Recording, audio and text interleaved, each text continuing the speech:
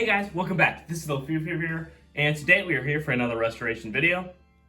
In this video, we'll be restoring an AHM sea liner, and I don't know if they actually ever wore a Canadian national livery in real life, but I picked this one up since I don't actually have any Canadian national locomotives, and I also have several other models made by Fairbanks and Morse, and the sea liner was one of the things I didn't actually have.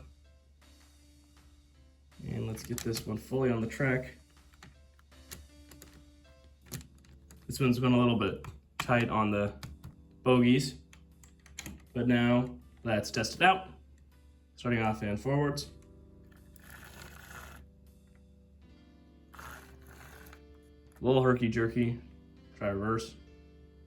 A little bit better in reverse. And this locomotive does have some issues under the hood. One of them actually being that its forwards and reverse are switched, and the polarity is non-standard. So I'll try to fix that too. But now let's just send this down to the workbench. And you can see there how I'm used to turning the controller one way. The first thing I want to do is remove the shell and check out what's going on the inside here. But before we do that, let's just take a general overlook of the engine. This rear coupler has been custom added on with a KD box and a KD coupler. The front horn hook seems to be in good shape. The front bogie is unpowered and the rear one is driven. This wheel is loose and spins freely, as well as a traction tire that is broken. Now let's go ahead and try to get the body off. I think there are two tabs on the sides here, here, here, and here and here. And use those to remove the body.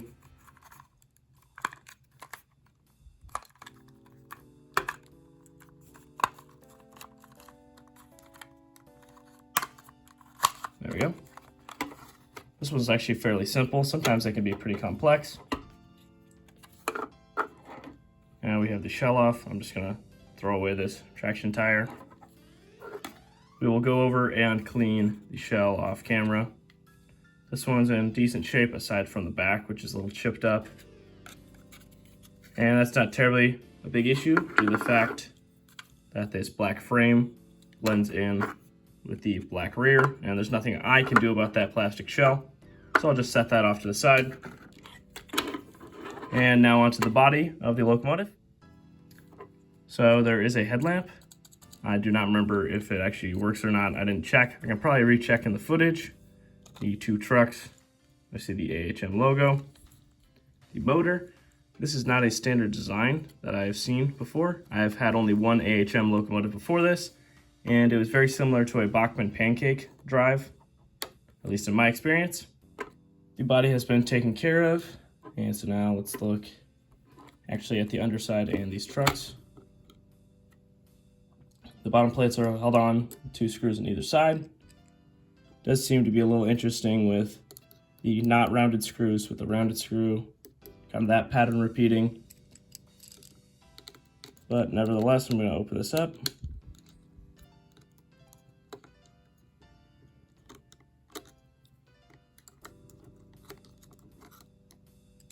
They do seem to be pretty shallow screws.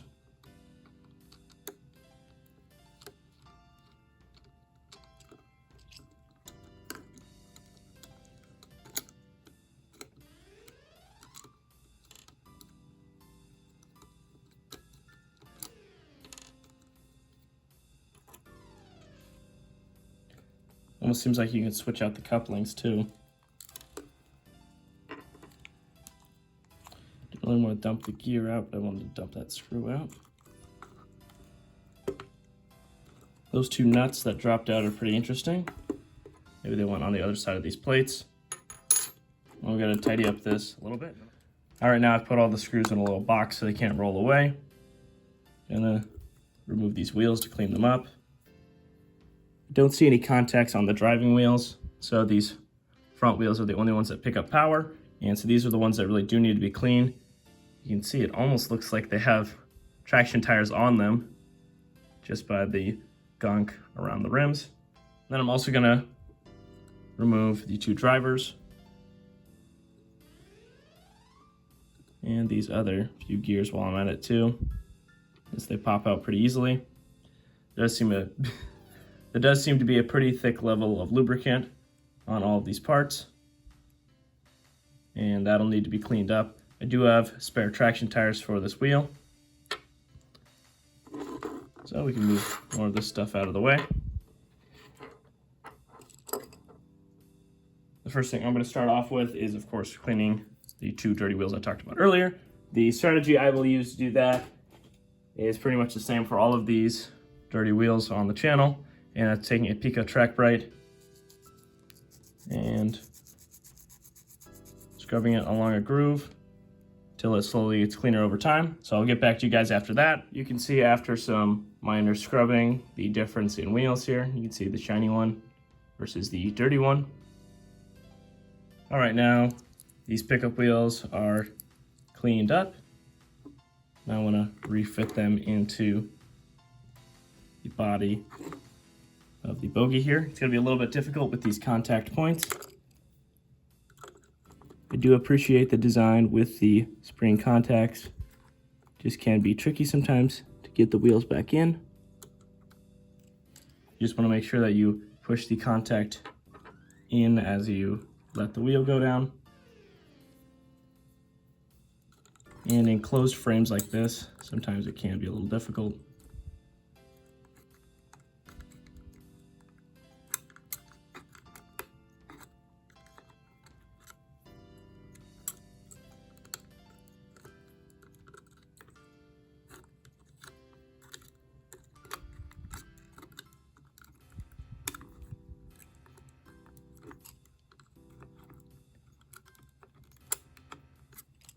There we go. Now I'm going to add some lubricant to this, and then we can seal this one back up. To lubricate up the axles, I'm going to be using some Label 102. This is the lubricant I use for most of my locomotives. And I'm just going to put a little bit in each of the housings. Before I put this bottom plate on, actually, I'm going to switch where these 2 wires are because the motor is actually running backwards of what it's supposed to be. So I'm going to do that off camera. It's a little difficult. I think it's a little unsafe to do it with the camera in my way. So I'll get back to you guys after that. All right, now I have switched over the 2 wires. And now I want to reattach this bottom plate back on. Let's see how easily this one goes.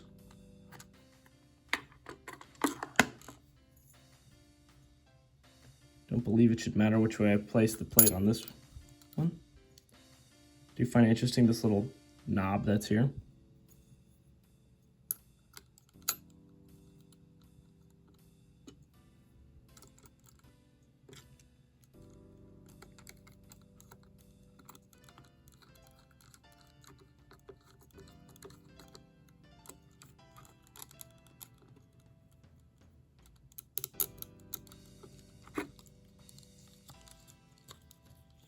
Go, spin it over to the side to drop down one of the nuts.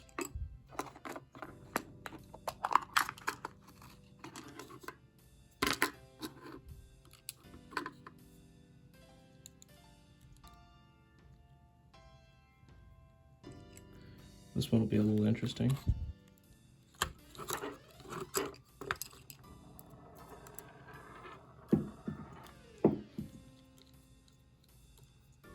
There we go. It's actually easier than I thought it would be. And now let's take a look at the rear truck.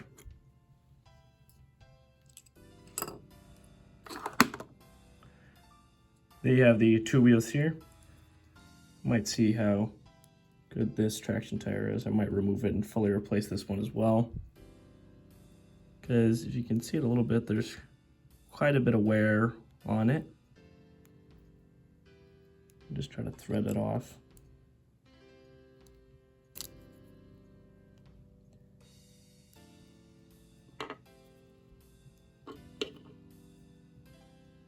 instead use a smaller screwdriver.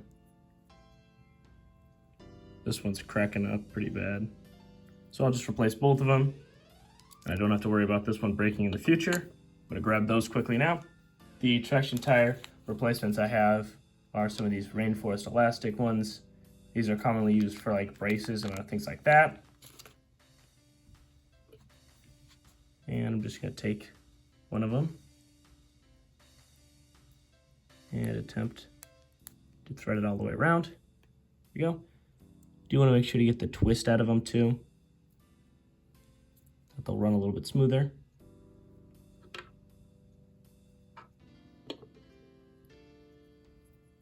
But that's a pretty simple fix to broken traction tires. There we go. I do want to clean up all of these wheels and gears because you can see a little bit of grease and gunk on them. I will clean the wheels a little bit, obviously not the rubbered ones. But that's just more of an aesthetic thing since that doesn't provide any benefit. Just gonna take a few Q-tips here and clean up some of that gunk. It's not terrible, I've definitely seen worse, but it doesn't hurt to get this old lubricant off and some new stuff on.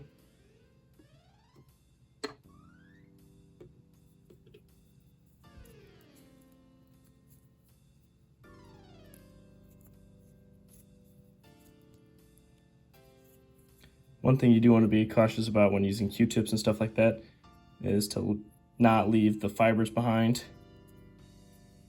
because these things can sometimes break down when you're cleaning things.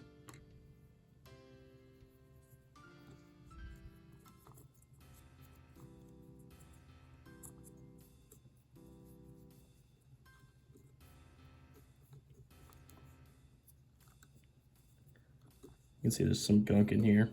Not much, it's not bad, I've seen worse definitely. It doesn't hurt to get all fresh new stuff.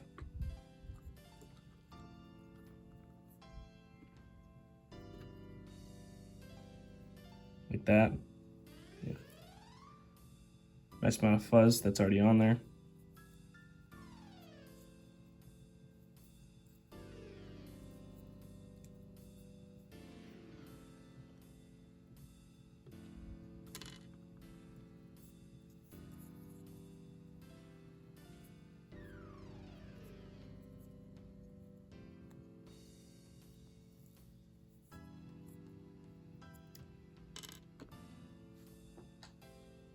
One more.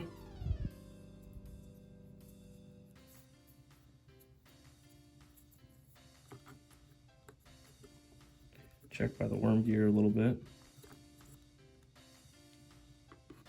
There. Now I'm just going to clean up these wheels a little bit off camera, and I will get back to you guys after that. Now let's go ahead and refit all this back in.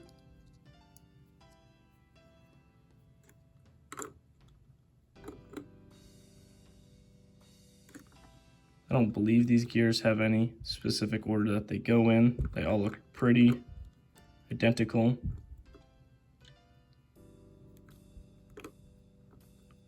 We'll see here when it gets up and running. If we have any issues, then we need to switch some stuff around.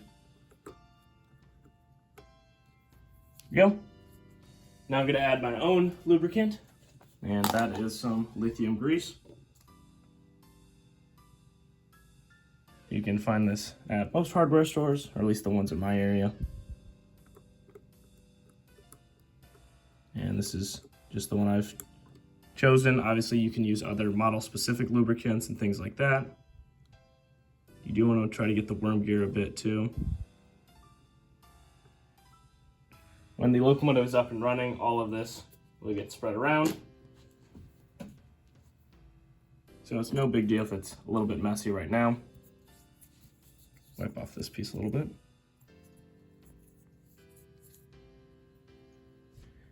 Yeah, I have no idea what this little ridge is supposed to signify. Since I don't think it made a difference last time where I placed it, I'll just put it in a similar position this time.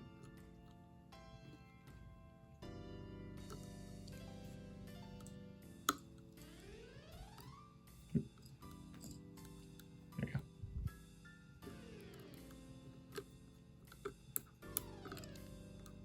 Okay. Now, can I turn this one all the way? I can actually. Okay. Most bogies you can't actually do this, so this surprises me about this AHM one a little bit. Actually, I just thought about that. That means this train can probably drift pretty easily.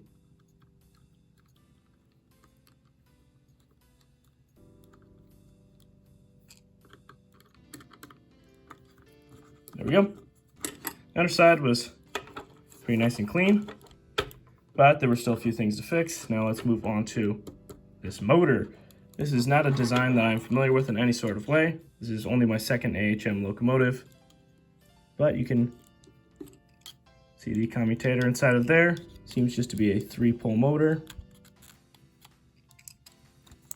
And I don't see any way that I could easily get to the motor, but the thing I really need to clean, which is the commutator, is pretty easy to get to. Initially, I'm going to just wipe at the commutator to make sure there's no oil at it on first. And there doesn't seem to be any marks of that, because that can sometimes interfere with other ways of cleaning this. To just clean the actual metal of the commutator, I'm going to be using an eraser, like a pencil, placing it in there and just spinning the motor with my other finger. It's a pretty simple method to it. And to clean the gaps in the commutator plates,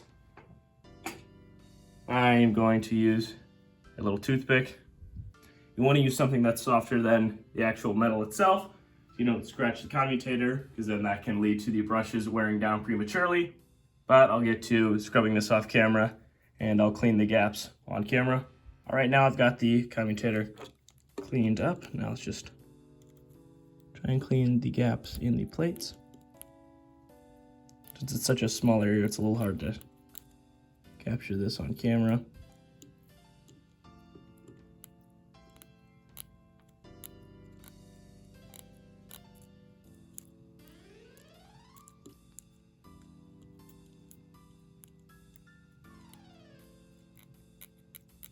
There we go.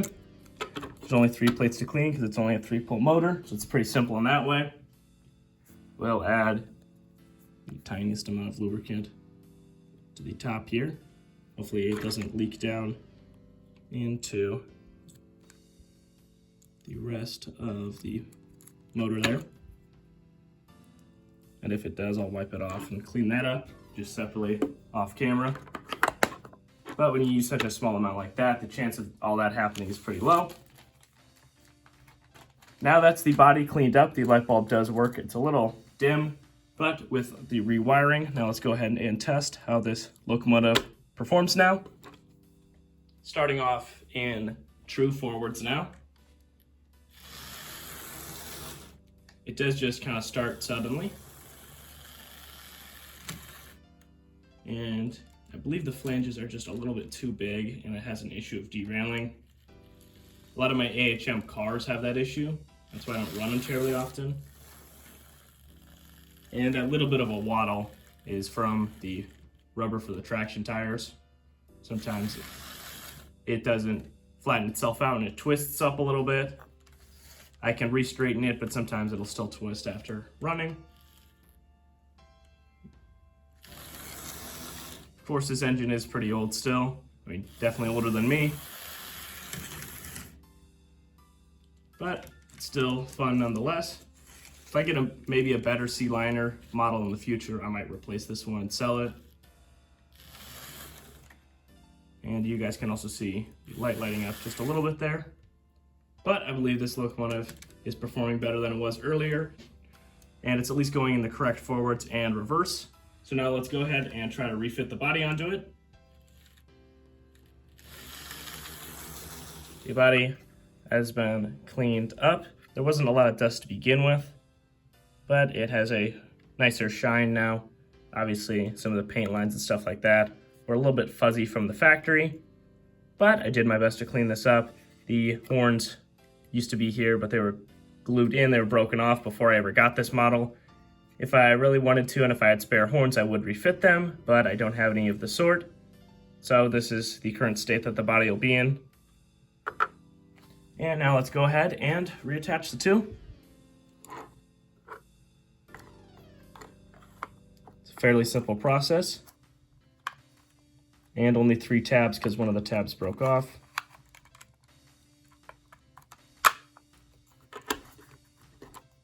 There we go.